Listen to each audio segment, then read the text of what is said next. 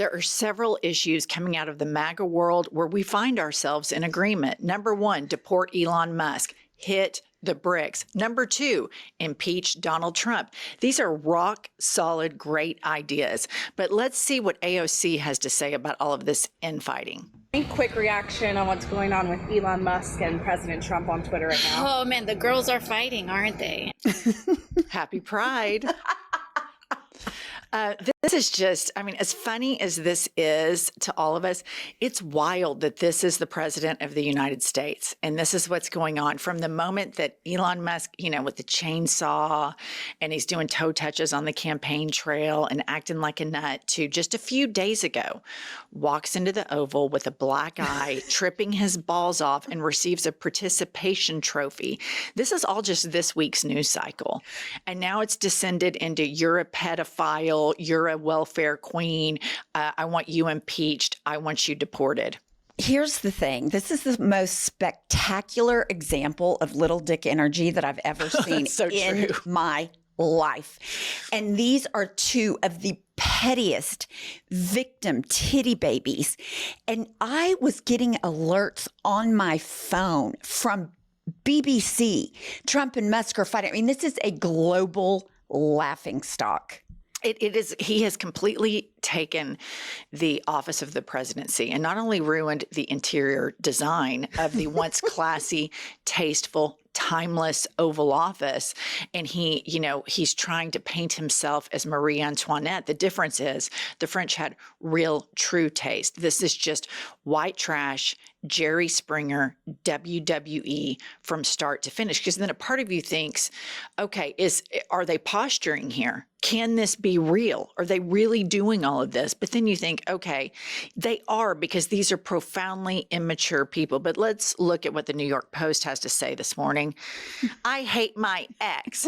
Big, beautiful breakup. Trump-Elon bromance explodes into insults and threats. And again, this is funny if it is WWE, if it's the Real Housewives, if it's a couple of celebrities like, remember the Brad Pitt, Jennifer Aniston breakup, right, or if it's Harry and Meghan. This is, first of all, two alleged heterosexual males, and we have this much drama around it.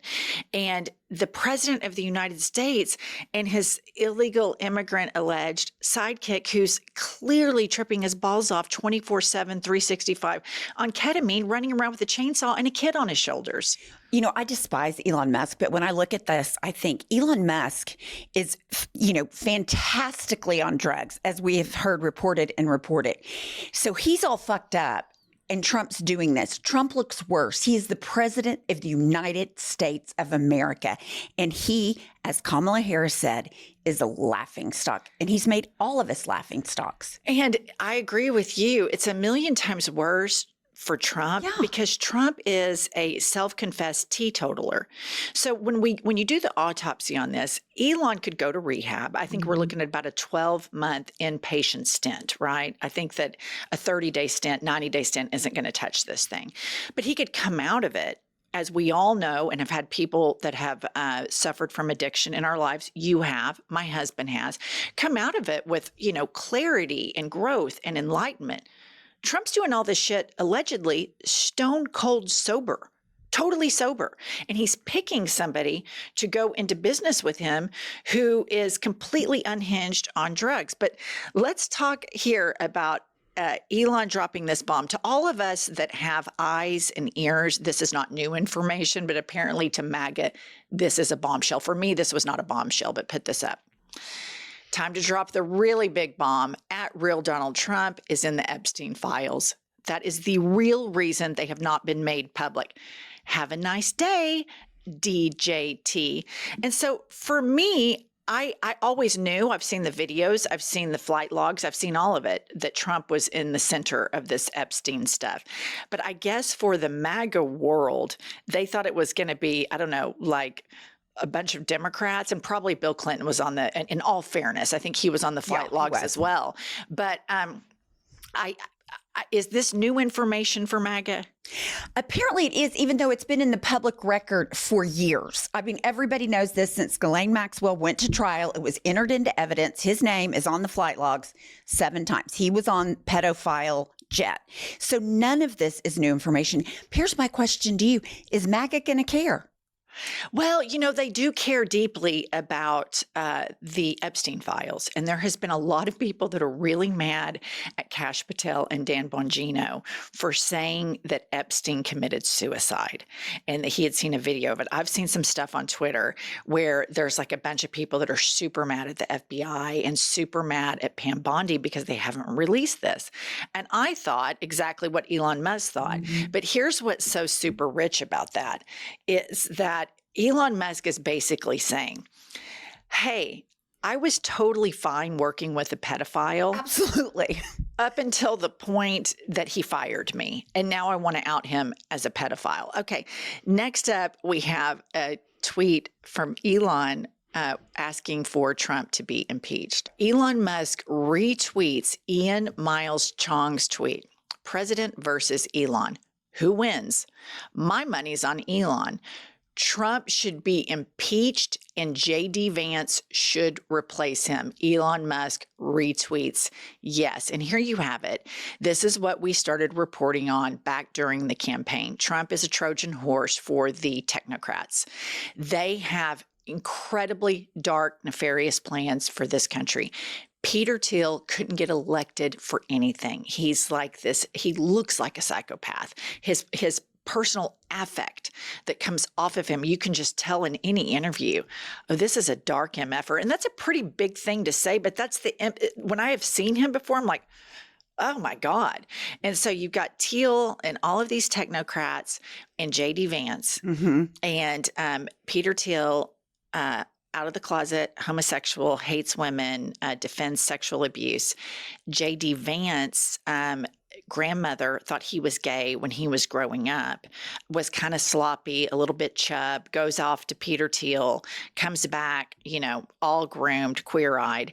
And I just think that there is in this movement, the pink mafia mixed with the technocrats against the Donald Trump. I've read this a bunch before. He is the dumb man's version of a smart man. And so that's what you have. You have like the evil fuckers. Right.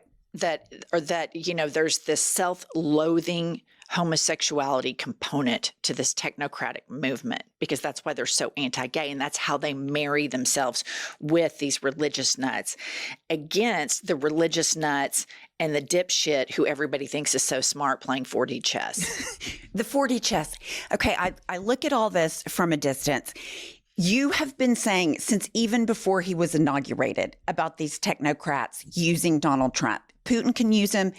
The technocrats can use him because he is pathetic and he's worried about money and himself and people telling him he's athletic and good looking. So they have got him right where they want him. But I look at this whole meltdown between the two and I think, honestly, I'm surprised it took this long. I mean, we're closing in on like 140, 50, 60 days. How did these two malignant narcissists that only care about themselves last as long as they did? And you go into mutually assured destruction. And now we're seeing that in real time. They're just throwing each other under the bus. And I think this is the tip of the iceberg. Last night, Stephen Miller was supposed to go propagandize on Fox Entertainment Propaganda Channel. And he canceled his appearance and he raced to the White House to the Oval because they have to strategize. And this is just me pondering. Okay. I think if I'm Stephen Miller and I'm Trump and I'm evil and I want to cling on to power, and I know that Elon Musk has a lot of power by virtue of his net worth and that he owns X, I am going to say, okay, we know what he did. We know what he did in all of these corporations. So we need to threaten him right now. Well, the problem is you're threatening an unhinged drug addict who thinks he's more popular and more powerful than the president of the United States.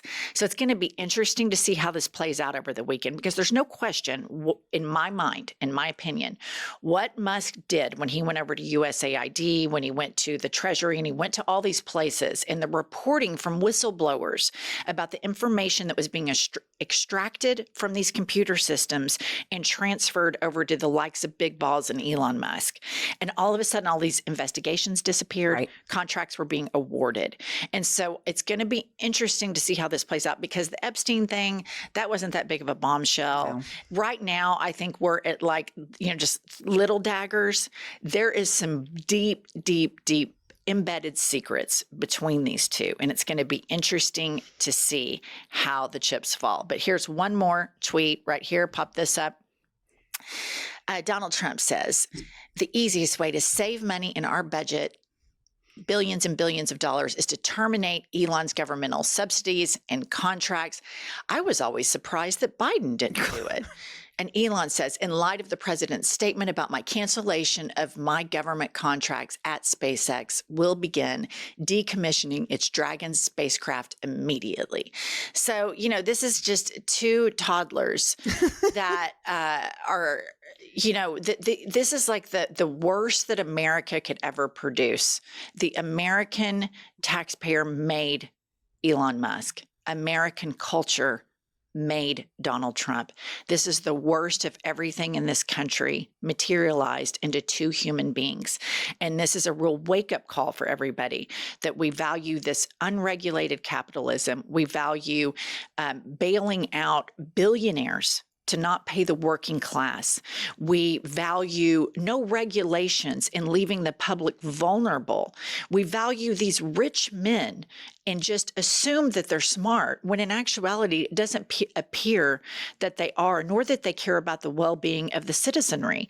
And so this is a real autopsy as to the mindset of what American culture has produced. This is the worst of it, and it is all materialized in spectacular fashion to the detriment of all of the 77 million dipshits that voted for these two. Well, we're all collateral damage of this, because those 77 million dipshits got us in this situation where you have incompetent people that are so unhinged, mentally unwell, running the government. I mean, Donald Trump, I'm surprised Biden didn't do it. You put Elon Musk in charge of the entire federal government. You allowed him to cut veterans benefits. Poor people in the poorest countries are dying. And these two guys, Elon Musk's live tweeting, Trump's embarrassing himself in front of the German chancellor. And then you have Stephen Miller. It is a clown car of despicable people. And I did find this somewhat amusing, is that Elon Musk is now unfollowing all the people in Trump's administration. Like Stephen Miller was the first to go. I mean, these people are children. And that's exactly what if you have a teenager in your life, that's their first go-to. Right. They immediately go to their social media and unfollow somebody that they're mad at. Real adults, grown-ass adults that are governing, that are serious about their jobs, when there is a problem at the job in running the country, the last thing they're thinking about is unfollowing somebody with whom they had a disagreement. These people are incompetents. The Republican Party has been for decades, pre-Trump, trickle-down incompetence that has propagandized the biggest lie in the myth of the American public, that they're fiscally conservative, that they're so good at business. They're not. It has been proven Republican presidency after Republican presidency. These people are fake Christians. They're horrible at business. These guys want to cut taxes and spend and bail out corporations. And they leave the 77 million that voted for them in the dust every year. It is the biggest lie and myth that capitalism has produced and that the Republican Party has produced. All right, that's all we have right now. Please buy our book. It's called Life is a Lazy Susan of Shit Sandwiches. You can click the link in the bio to order it. We also read the audio version. And please subscribe to our channel as we keep covering this Musk-Trump fallout. We'll see you all later.